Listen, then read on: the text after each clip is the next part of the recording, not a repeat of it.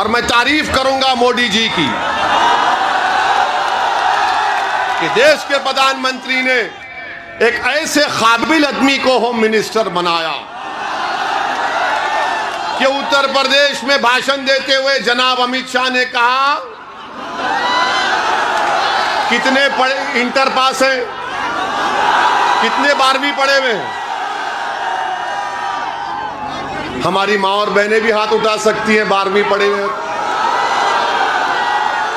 उठाओ मेरी माँ और बहनें, हाथ उठाओ, क्योंकि तुम अगर बहादुरों की सरपरस्ती करोगे तो उत्तर प्रदेश में इनकलाब आएगा, पूरे देश में आएगा। वो बहादुरी के मजारे जो कर्नाटक की बच्ची ने की, अल्लाह उसको सलामत रखे। वो बहादुर इसलिए बनी कि उसके माँ बाप उसको बहादुर बनाए थे। अब अमित शाह साहब के बारे में कह रहा था होम मिनिस्टर, उन्होंने अपने भाषण में कहा इतने सारे युवा है, मैं आपको बताना चाहता हूं, इतने सारे युवाओं को बताना चाहता हूं कि आप एक बार भारतीय जनता पार्टी की सरकार बना दो। 12वीं पास कर जो भी इंटर में एडमिशन लेगा उसको लैपटॉप और स्मार्टफोन देने का काम ये भारतीय जनता पार्टी।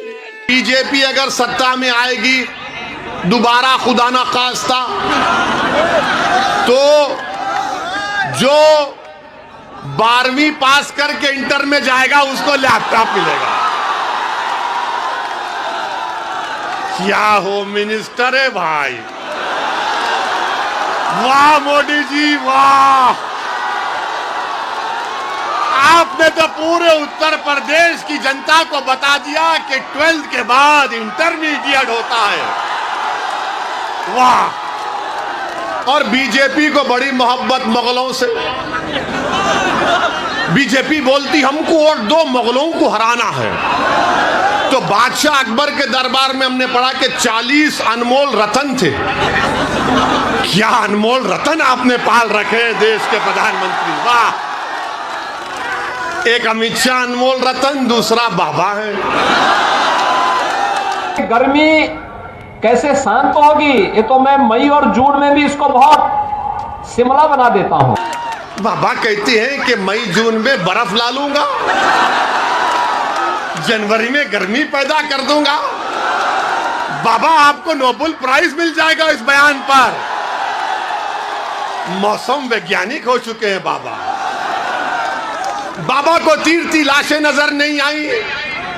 बाबा को बच्चे जो एग्जाम लिखने के लिए गांव से आ रहे थे, रात रात भर जाग कर रोड पर बैठा था तो पेपर लीक हो गया, तो बाबा को गर्मी सर्दी याद नहीं आई, क्योंकि बाबा गरीबों की तकलीफ को नहीं समझते।